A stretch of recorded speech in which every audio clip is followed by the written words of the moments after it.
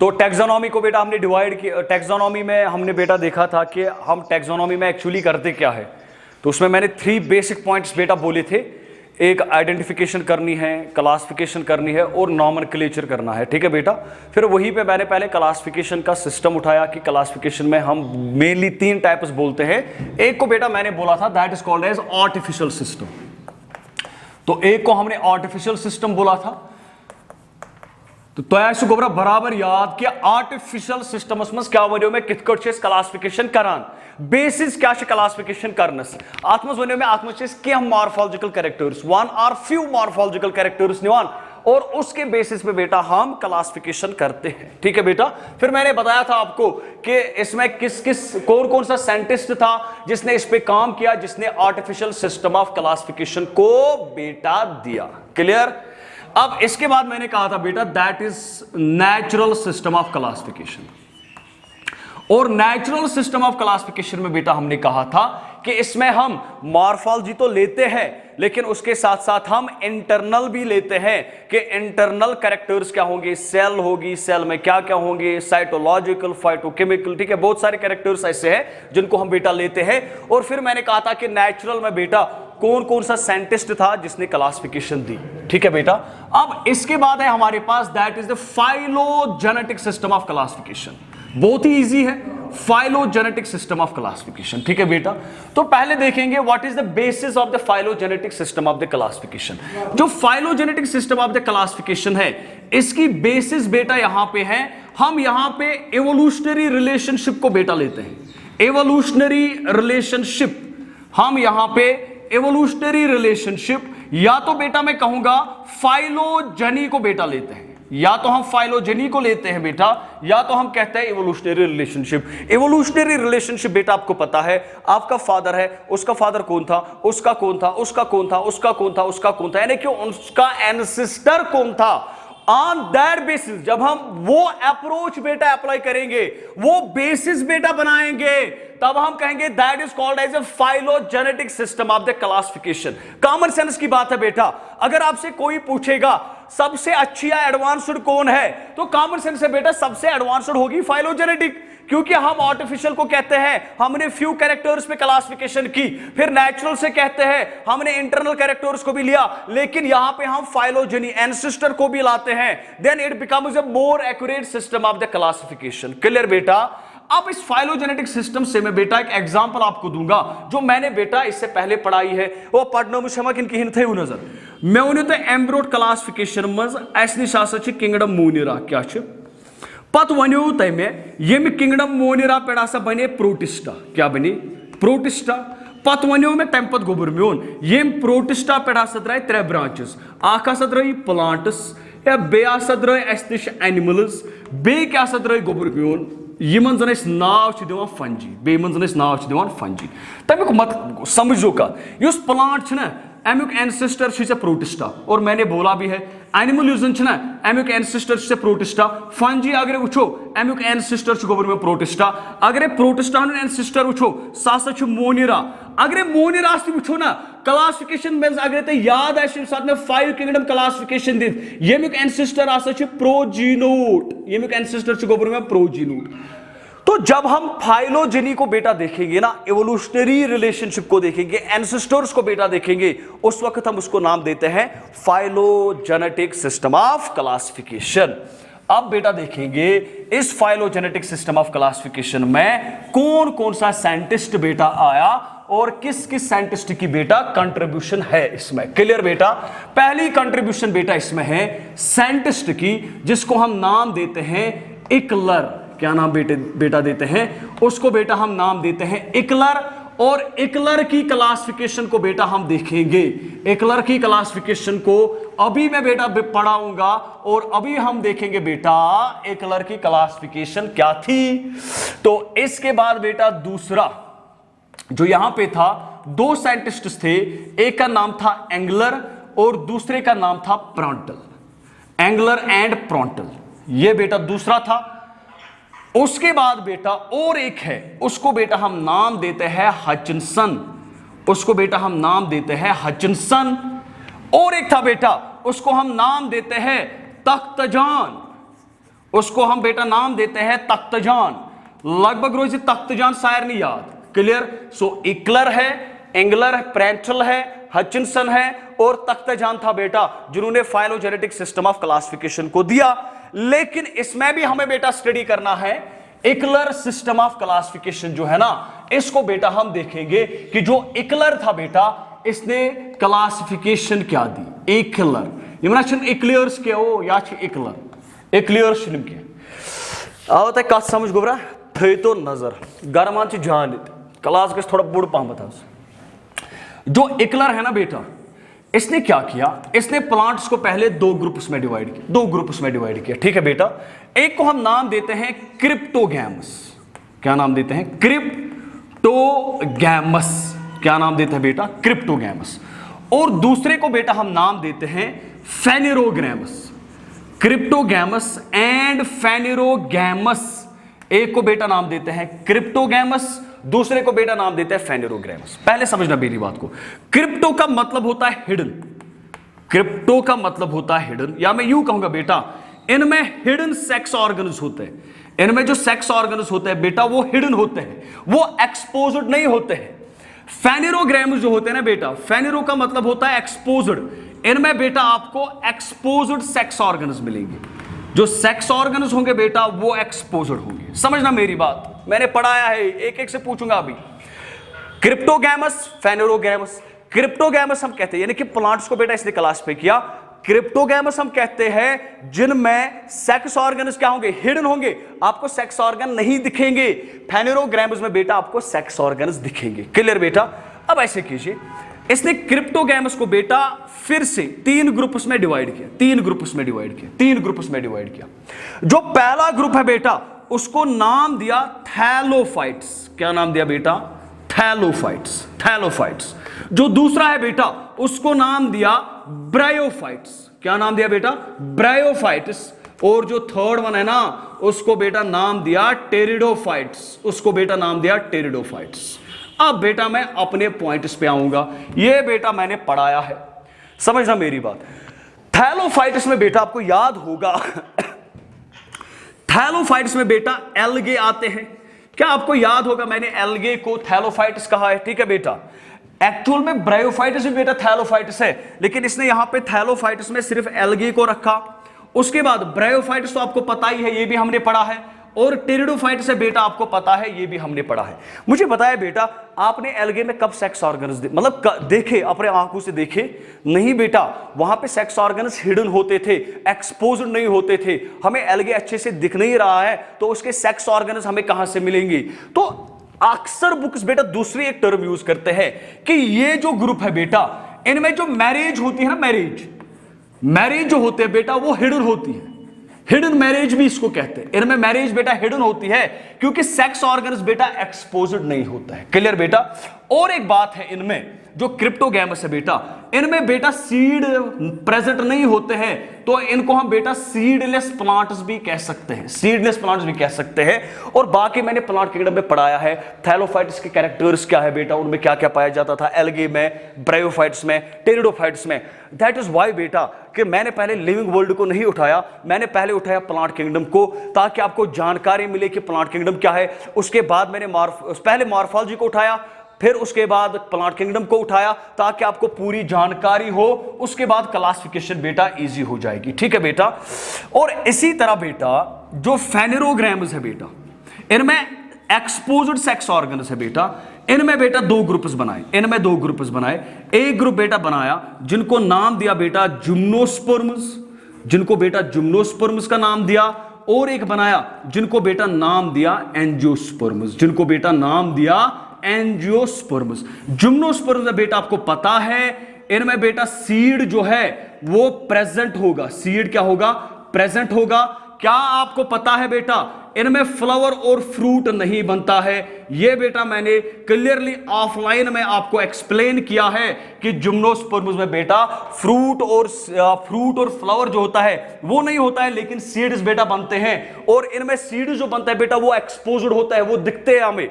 इसी तरह बेटा एंजियोस्पर्म्स में अगर आप देखोगे, एंजियोस्पर्म्स में सीड भी होता है, इनमें बेटा फ्रूट भी होता है और इनमें बेटा फ्लावर भी होता है, अल्कोहल की मम्मी।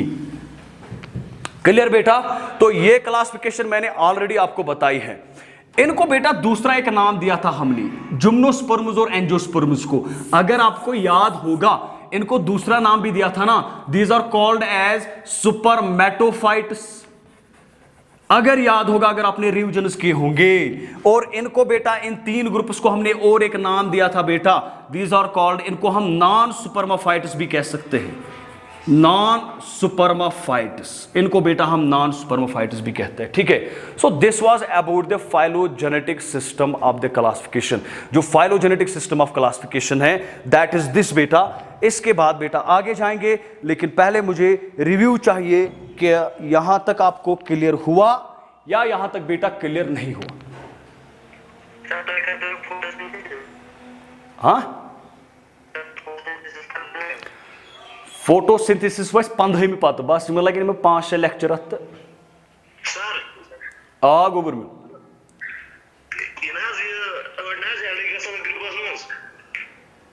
कत ग्रुपस गर्ल्स ग्रुप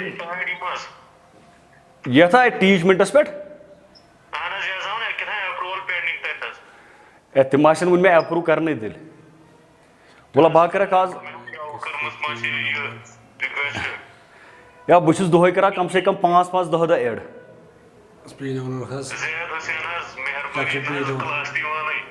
या गोबरा रिपीट तुम करो कम यह गि क्लास यह लाइव क्लास यह गसान रिकॉर्ड दिथन अगर कह लेट गो ना गोबर मे ज्वाइन सूच पत रिकॉर्ड लेक्चर आस बी सी आस सूच तीज हाँ अत रिकॉर्डेड लेक्चर ठीक सा गोबर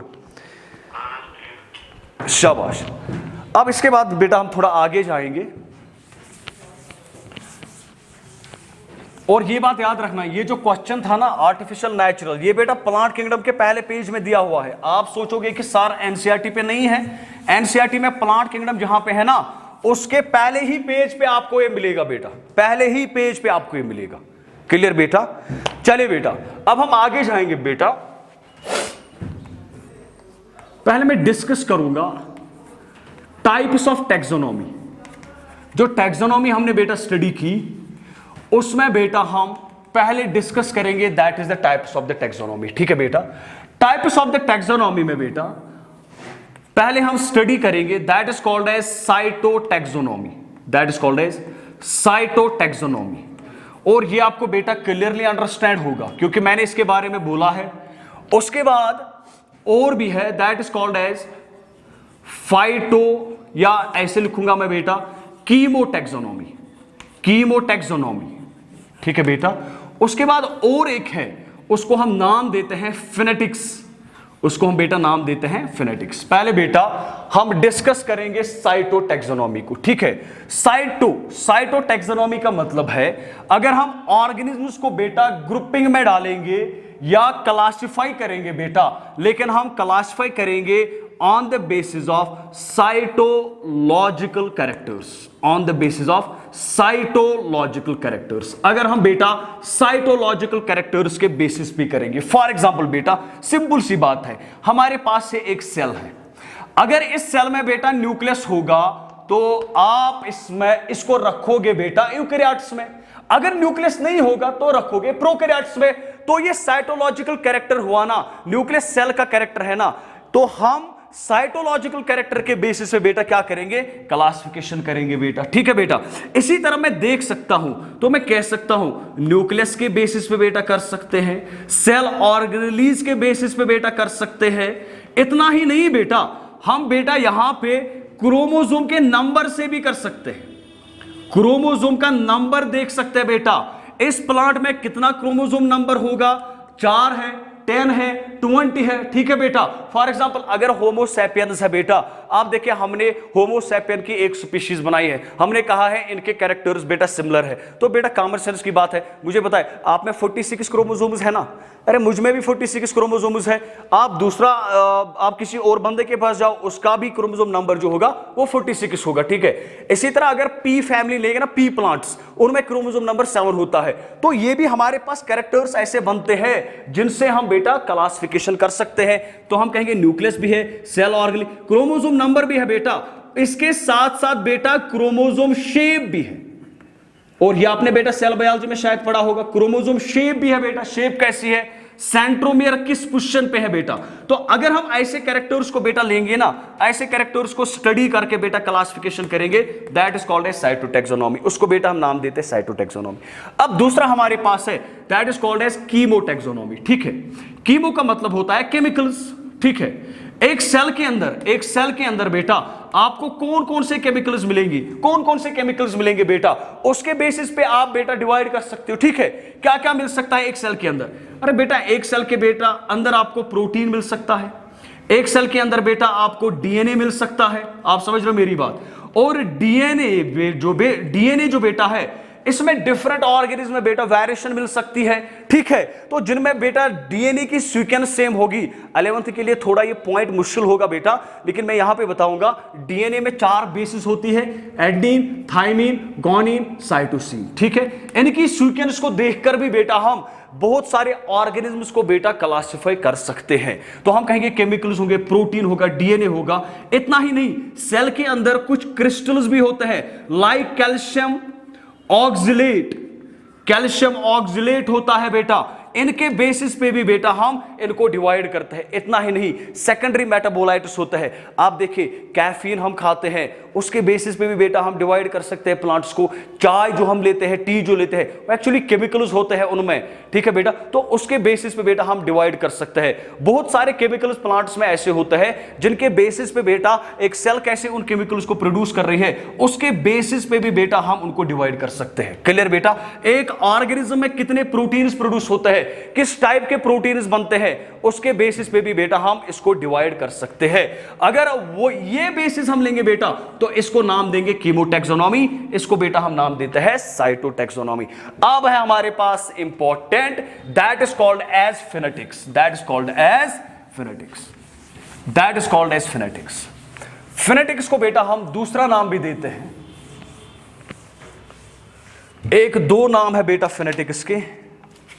फिनेटिक्स को बेटा हम और एक नाम देते हैं, that is called as phenetics. Phenetics को बेटा दूसरा नाम देते हैं, that is called as numerical taxonomy, that is called as numerical taxonomy. और एक नाम देते हैं बेटा, एक साइंटिस्ट ने इसको दिया, that is called as Adansonia, that is why it is called as Adansonian taxonomy. इसको हम एडमसोनियन टैक्सोनॉमी भी का नाम भी देते हैं। और एक नाम देते हैं, दैट इज कॉल्ड एज टैक्समीटर्स या टैक्समेट्रिक्स या टैक्समीटर्स। तो ये 4 नाम बेटा आपको याद रखना है। कौन कौन सा याद रखना है? फिनेटिक्स कहेंगे, न्यूमेरिकल टैक्सोनॉमी, एडमसोनियन या टैक्समेट्रिक्स कहेंगे। ये बहुत ही इंपॉर्टेंट क्लासिफिकेशन है। इसको कैसे मैं समझाऊंगा बेटा, उसके लिए बोर्ड पे बेटा 1 मिनट आप ध्यान से देखेंगे, ठीक है बेटा। देखिए बेटा यहां पे हम क्या करते हैं, आप मान लीजिए हमारे पास ऑर्गेनिज्म्स है, कुछ ऑर्गेनिज्म्स है हमारे पास, ठीक है। फॉर एग्जांपल एस रमहन काक एस ऑर्गेनिज्म, ठीक है। एस गुल काक ते ब्या कथ समझो, एस प्लांट कथ समझो, प्लांटस मज एलगे यथन, प्लांटस मज ब्रायोफाइट यथन, बाकी बाकी यथन, ठीक है। अस टाइगर्स तथन। फॉर एग्जांपल बस आर्बिट्री एग्जांपल निवान, अस मतलब बाकी ऑर्गेनिज्म्स यथ माइक्रोब्स माइक्रोब्स थो बथन कह बह थो बे ऑर्गेनिज्म्स, फॉर एग्जांपल बर्ड्स कथ समझोन बस वन बह कर सारे क्लासिफाई कर बह अलग अलग, बह कित हेक अलग अलग कर, ठीक है। इन केस ऑफ फिनेटिक्स हम क्या करते हैं बेटा, first of all we take all possible characters, we take all possible characters. हम पहले वो सारे पॉसिबल कैरेक्टर्स लेते हैं बेटा, सारे के सारे पॉसिबल कैरेक्टर्स, चाहे वो इंटरनल हो या चाहे वो बेटा एक्सटर्नल हो, चाहे वो इंटरनल हो या चाहे वो बेटा एक्सटर्नल हो, हम सारे पॉसिबल कैरेक्टर्स को लेते हैं। फॉर एग्जांपल छू बस ऑर्गेनिज्म रोक कर सिर्फ मेन सारी कैरेक्टर्स अच्छी ऑल पॉसिबल कैरेक्टर्स, यहां पे आप 1 2 या 4 नहीं लोगे, सारे पॉसिबल कैरेक्टर्स लोगे। फॉर एग्जांपल सिर्फ मेन हैंड, सिर्फ मेन ईयर नोज आई, तमाम इनसे कैरेक्टर्स अच्छी इनफैक्ट जो इंटरनली आप देख सकते हो वो कैरेक्टर्स भी आप बेटा लोगे। तो फॉर एग्जांपल रमान काकस लिखित सारी कैरेक्टर यम तो पॉसिबल छ, गुल काकस लिखित सारी कैरेक्टर, प्लांट एल्गे ब्रायोफाइट यम लिखित सारी कैरेक्टर, टाइगर्स लिखित सारी कैरेक्टर, बोर्ड जो है इनके सारे कैरेक्टर्स लिखे। लेकिन समझना मेरी बात, ये साथ से कैरेक्टर लेखक छु कैरेक्टर्स दिवा पनुना कोड, क्या आप कैरेक्टर को बेटा एक कोड देते हो, एक कोड देते हो आप कैरेक्टर को। फॉर एग्जांपल रमान काकस में नोज प्रेजेंट छा, वन नोज अद दिम कोड 1, अमिस मन आई प्रेजेंट वन आई दिम कोड 2, या कत समझ। फॉर एग्जांपल ऐ निश प्लांट एल्गे वन एल्गेस मन कैरेक्टर, एल्गेस मन character. For example chloroplast Amish मन कैरेक्टर, या समझो कत क्लोरोप्लास्ट कैरेक्टर अमिक कोड दिवान 3 या बेत का कोड हेकक सु दित, पन कोड हेकक सु दित, कत समझवान। सो समझना मेरी बात, आप पहले सारे पॉसिबल कैरेक्टर्स को क्या करोगे बेटा, सारे पॉसिबल कैरेक्टर्स को लिखोगे, देखोगे, उसके बाद आप इन कैरेक्टर्स के कोड्स दोगे, इनके कोड्स बनाओगे। ये साथ वो कैरेक्टर्स कोड्स बनावान छुक एम पे छुक से करा काम, एम पे छुक से इमन कोड्सन कंप्यूटर्स में करा फीड। इसके बाद इन कोड्स को आप कंप्यूटर में फीड करोगे और फीड करने के बाद आपके पास यहां पे एक प्रोग्राम होगा कंप्यूटर में ऑलरेडी। कैरेक्टर्स, सारे पॉसिबल कैरेक्टर्स को लिखने के बाद कोड्स दोगे, उन कोड्स को फीड करोगे कंप्यूटर में, कंप्यूटर में आपके लिए एक प्रोग्राम प्रेजेंट होगा। ठीक है बेटा, इससे क्या होगा बेटा, ये साथ कंप्यूटर्स में गया प्रोग्राम फीड। आज ऑनलाइन एग्जाम दिवान, कत समझवान, ऑनलाइन एग्जाम ब्रो के क्वेश्चन, ठीक है, मे थो फीड कर पेपर, ठीक है, प्रोग्राम थो मे फीड कर, मे पता क्वेश्चन नंबर 1 यु सी पार्ट, क्वेश्चन नंबर 2 यु डी पार्ट, क्वेश्चन नंबर 3 यु ए पार्ट, या कत समझवान। इस मे ऑलरेडी प्रोग्राम थोमुत कोडिंग थमस दित ठाकिन वह से पेपर दिवान, छु पेपर करान, युत पेपर मकलाव कर अथी सबमिट कोर सबमिट, युत सबमिट करान कंप्यूटर से अथी इवालुएट करान, ऐ कत ठीक ऐ कत गलत, या कत समझवान। सह अथी ग्रुपिंग करान, टॉप मोस्ट रैंकिंग स्टूडेंट कौन होगा, सबसे लोवेस्ट कौन होगा। ये साथ कंप्यूटर्स में ऑलरेडी प्रोग्राम थो फीड कर, पे इजी कंप्यूटर पाने वनान कम कैरेक्टर्स केमिस ऑर्गेनिज्मस प्रेजेंट। फॉर एग्जांपल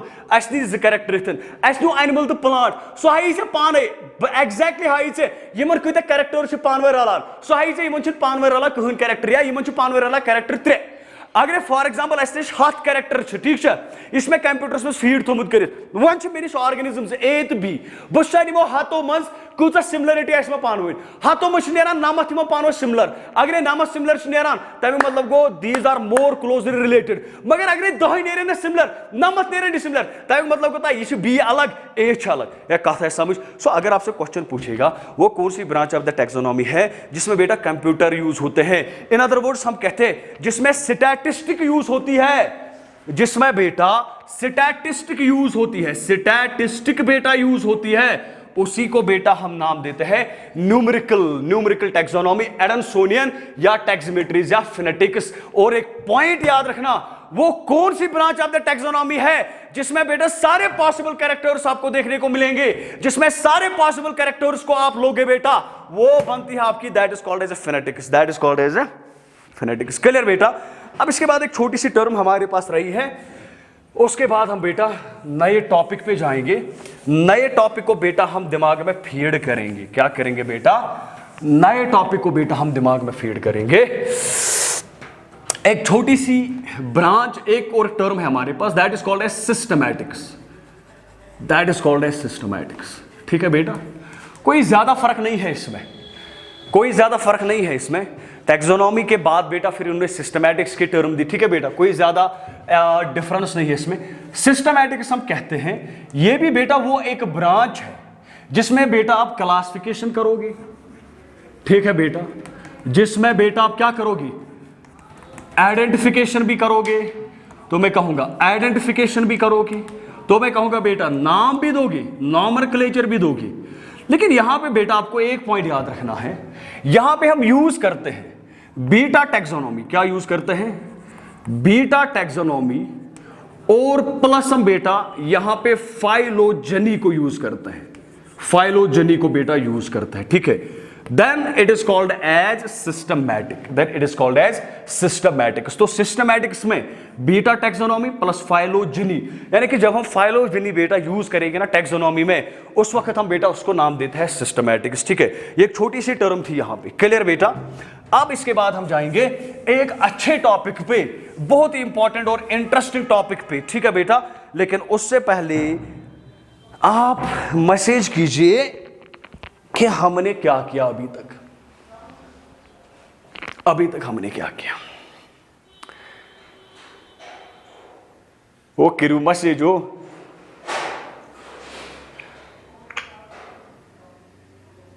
मुस्कान नबी। चल करो इस नेक्स्ट टॉपिक बेटा स्टार्ट। वारिया इंपॉर्टेंट टॉपिक से नेक्स्ट टॉपिक स्टार्ट करूं, बहुत ही इंपॉर्टेंट टॉपिक। ये लेक्चर बेटा रिकॉर्ड भी होगा, बस कंटिन्यू क्लास। ये लेक्चर बेटा रिकॉर्ड भी हो रहा है, आपको बीसीआई ऐप पे भी मिलेगा। जहां जहां पे बेटा कंफ्यूजन रहेगा वहां वहां पे आप एप्लीकेशन को फिर से यूज करोगे बेटा, ठीक है। या मुझे बेटा मैसेजेस सेंड करना कि हमें अगर स्लो इससे बहुत ज़्यादा मतलब स्लो जाना होगा तो आप मुझे मैसेज कर सकते हो, ठीक है। या तेज़ जाना होगा या कुछ और, या कुछ अलग सा अप्रोच मुझे अप्लाई करना होगा बेटा, वो आप मुझे बता सकते हो, ठीक है। तो बेटा हम नए टॉपिक की तरफ जाएंगे, ठीक है बेटा। फ्रेश हो जाओ, देखिए बेटा माइंड को प्रिपेयर कीजिए, माइंड को बना के रखिए, ठीक है बेटा। मुश्किल नहीं है, ये मुश्किल नहीं है बेटा। बहुत सारी एग्जांपल्स मेरे पास है जिन बच्चों ने मतलब जब ये ऑफ हुआ और स्टार्ट किया, जब उन्होंने स्टार्ट किया बेटा 12th के कुछ बच्चे मेरे पास, उनको इतना टाइम अच्छा मिला, उन्होंने 11th वापस रिपीट किया और ऑनलाइन बहुत उन्होंने ख़त्म किया, ठीक है बेटा। तो इसकी एडवांटेज लेनी है बेटा, माइंड को प्रिपेयर करके रखना है कि हमें पढ़ना है। अगर इस साल आप एक रिविजन ऑनलाइन करोगे ना, सारा जितना भी सिलेबस है आपका, सो हमारी तरफ से भी जहाँ जहाँ पे अप्रोच लगेगा बेटा वो हम देंगे। मैं आपसे प्रॉमिस करता हूँ बेटा, आपको लगेगा कि अगले साल हमने कुछ पढ़ा है, ठीक है। उसका नाम है taxonomic hierarchy, taxonomic hierarchy, clear बेटा। टैक्सोनॉमिक हायरार्की में हमारे पास दो वर्ड्स हैं, एक तो है टैक्सोनॉमिक, और टैक्सोनॉमिक को हमने समझा है अभी तक। अब हमारे पास है हायरार्की। पहले हम देखेंगे बेटा व्हाट इज हायरार्की। हायरार्की हम किसको कहेंगे? सिंपल टर्म्स में कह रहा हूं मैं, अभी टैक्सोनॉमिक हायरार्की बात नहीं कर रहा हूं मैं, सिंपली यहां पे कहूंगा व्हाट इज हायरार्की। हायरार्की बेटा हम किसको कहेंगे, समझना मेरी बात बेटा। हायरार्की किसको कहेंगे? मैं यहां पे लिख रहा हूं 1, फिर मैं यहां पे लिख रहा हूं 2, फिर मैं लिख रहा हूं 3, फिर मैं लिख रहा हूं 4, फिर मैं लिख रहा हूं 5, फिर मैं लिख रहा हूं 6। मुझे बेटा बताइए कि यहां पे नंबर बढ़ रहा है या घट रहा है? यहां पे बेटा नंबर जो है वो इंक्रीज हो रहा है, और इंक्रीज हो रहा है इन असेंडिंग ऑर्डर, और यहां पे नंबर बेटा इंक्रीज हो रहा है इन असेंडिंग ऑर्डर। हम क्या कह रहे हैं बेटा? मैं कह रहा हूं हायरार्की किसको कहते हैं, मैं समझाने की कोशिश कर रहा हूं। तो मैंने क्या लिया? मैंने एक नंबर लिया 1 2 3 4 5 6। अब सिंपली मैं आपसे कह रहा हूं बेटा मुझे बताइए ये बढ़ रहा है या घट रहा है? आप कह रहे हो सर बढ़ रहा है। मैं आपसे बोल रहा हूं किस ऑर्डर में बढ़ रहा है? आप बेटा कह रहे हो सर ये असेंडिंग ऑर्डर में बढ़ रहा है, क्लियर। फिर मैं यहां पे दूसरा ले रहा हूं, अब मैं ऐसे कह रहा हूं 6 5 4 3 2 1। अब मुझे बेटा बताए क्या यहां पे नंबर बढ़ रहा है या घट रहा है? आप कहोगे सर यहां पे नंबर घट रहा है। अगर मैं आपसे कहूंगा किस ऑर्डर में, आप कहोगे सर ये तो डिसेंडिंग ऑर्डर में घट रहा है, क्लियर। डिसेंडिंग ऑर्डर में कोई भी चीज जो बढ़ेगी या घटेगी, चाहे असेंडिंग ऑर्डर में चाहे डिसेंडिंग ऑर्डर में, उसको नाम देते हैं हायरार्की। क्या नाम देते हैं? पॉइंट को समझना एक ही बार। हायरार्की हम कहते हैं असेंडिंग और डिसेंडिंग ऑर्डर। असेंडिंग और डिसेंडिंग ऑर्डर जो होता है बेटा, उसको बेटा हम नाम देते हैं that is simply called as hierarchy. उसको सिंपली बेटा हम हायरार्की, किसी चीज का बढ़ना या किसी चीज का घटना, उसको बेटा हायरार्की का नाम देते हैं। It can be ascending, it can be descending. Clear बेटा? मैं सिर्फ हायरार्की को भी बेटा समझा रहा हूं। तो हायरार्की हम कहते हैं घटता हुआ क्रम या बढ़ता हुआ क्रम, या हम कहेंगे इन असेंडिंग और इन डिसेंडिंग ऑर्डर। अब बेटा कॉन्सेप्ट को समझिए। देखिए बेटा, इंपॉर्टेंट पॉइंट में कह रहा हूं बेटा, एनसीईआरटी भी सब पढ़ते हैं, पढ़ते सब है बेटा, किताबों पे सब बैठते हैं, किताबों को सब देखते हैं, लेकिन पढ़ना जो है ना, पढ़ना ये अप्रोच का होता है। ठीक है, जब तक हमें छोटे छोटे बेसिक कॉन्सेप्ट्स क्लियर नहीं होंगे तब तक बेटा हम अच्छी तरह से उस बुक को नहीं समझ सकते हैं। समझ में आ रही है बात? और एक बात मैं बेटा कहूंगा, बहुत सारे चोर जो है ना, चोर यूट्यूब पे चल रहे हैं, यूट्यूब पे बहुत सारे चोर चल रहे हैं। ठीक है बेटा, लेकिन वहां पे यूट्यूब को फॉलो करना जहां पे आपको लग रहा है कि मुझे बेसिक्स अच्छे से मिल रहा है। अगर उसके पास बेसिक्स अच्छे से नहीं मिल रहा है तो नहीं पढ़ना। ठीक है, तो वो जाया होगा सारा। क्लियर? क्योंकि मैं भी इन्वेस्टिगेट कर रहा था कुछ 1-2 महीने से बेटा, बहुत सारे टीचर्स को देखा मैंने जो बहुत मतलब क्या है, फेमस है। ठीक है, अब पता नहीं फेमस वो किस में है, मॉडलिंग में फेमस है या कुछ और में फेमस। कर स्टार्ट। तो हमने स्टार्ट किया बेटा हायरार्की। तो हायरार्की हमने कहा असेंडिंग और डिसेंडिंग ऑर्डर, किसी चीज का बढ़ना या किसी चीज का घटना। अब बेटा एक एग्जांपल के तौर में आपको समझा रहा हूं। बेटा मुझे बताए इस दुनिया में सबसे छोटी चीज कौन सी है? क्या आपको लगता है सबसे छोटी चीज है? इंसेक्ट है? मच्छर है? नहीं बेटा, समझे मेरी बात। अगर हमें देखना होगा कि सबसे छोटी चीज बेटा इस दुनिया में क्या है, तो आप कहोगे सर सबसे छोटी चीज बेटा इस दुनिया में एटम है, और एटम से भी छोटी अगर हम देखेंगे that is actually the cork. लेकिन हमें वहां पे नहीं जाना है। अगर मैं आपको ऐसे बोलूंगा बेटा, एक एटम बना होता है प्रोटॉन का, एक एटम बना होता है न्यूट्रॉन का, एक एटम बना होता है इलेक्ट्रॉन का, ये तीनों मिलकर बेटा सबसे छोटी चीज बनाते हैं, that is called as atom. उसको बेटा हम नाम देते हैं एटम। और एटम में बेटा आपको मिलेगा, बताइए कार्बन एक एटम है, अरे बताए ना बेटा ऑक्सीजन एक एटम है, अरे बताए बेटा हाइड्रोजन एक एटम है, अरे बेटा नाइट्रोजन एक एटम है, ये सारे तो एटम्स है। तो इलेक्ट्रॉन, प्रोटॉन और न्यूट्रॉन ने मिलकर क्या बनाया? एटम। लेकिन अगर बेटा हम एटम को देखेंगे, फॉर एग्जांपल बेटा कार्बन और ऑक्सीजन आपस में मिल गए, इनमें बॉन्डिंग होगी तो आपको कार्बन डाइऑक्साइड यहां पे मिल सकता है, हाइड्रोजन और ऑक्सीजन मिल गया तो आपको वाटर मिल सकता है, एन नाइट्रोजन के 2 मॉलिक्यूल्स मिले आपको N2 मिल सकता है। ये सारे के सारे क्या है बेटा? ये सारे के सारे बेटा यहां पे मॉलिक्यूल है। तो हमने एटम से क्या बनाया? मॉलिक्यूल बनाया। लेकिन बेटा अगर आप मॉलिक्यूल्स को देखोगे ना, मॉलिक्यूल्स बेटा सेल ऑर्गेनेलीज बनाते हैं, तो हम कहते हैं मॉलिक्यूल्स बेटा यहां पे सेल ऑर्गेनेलीज बनाएंगे। समझना बात को। फॉर एग्जांपल सेल में क्या होता है बेटा? बताए मुझे। प्लाज्मा मेम्ब्रेन है, अरे बेटा मुझे बताए प्लाज्मा मेम्ब्रेन किसकी बनी है? ये तो लिपिड्स की बनी है ना, इसमें ग्लाइसरॉल तो है ना। लिपिड क्या है? बायोमॉलिक्यूल है। ग्लाइसरॉल क्या है बेटा? एक मॉलिक्यूल है। आप मुझे बेटा बताए आपको न्यूक्लियस बनाना होगा, न्यूक्लियस में भी मेम्ब्रेन होगी, यानी कि इसमें तो बेटा मॉलिक्यूल्स होंगे। हम कहते हैं ना इनमें बायोमॉलिक्यूल्स होता है बेटा। तो हमारे पास क्या बन गया? हमारे पास बन गया सेल ऑर्गेनेलीज। यही सेल ऑर्गेनेलीज बेटा मिलकर nucleus, endoplasm reticulum, Golgi complex, यही मिलकर बेटा हमारे पास बनाते हैं, दैट इज कॉल्ड सेल, जिसको हम बेटा नाम देते हैं सेल। सेल्स को अगर देखेंगे बेटा, सेल्स मिलकर क्या बनाएंगे? बहुत सारे सेल्स आपस में मिलेंगे और ये बेटा बनाएंगे, that is called as tissue, जिसको बेटा हम टिश्यू का नाम देते हैं। टिश्यूज मिलकर बेटा यहां पे बनाएंगे, जिसको हम नाम देते हैं ऑर्गन। ऑर्गन बनाएंगे। फिर हमारे पास आएगा बेटा ऑर्गन सिस्टम।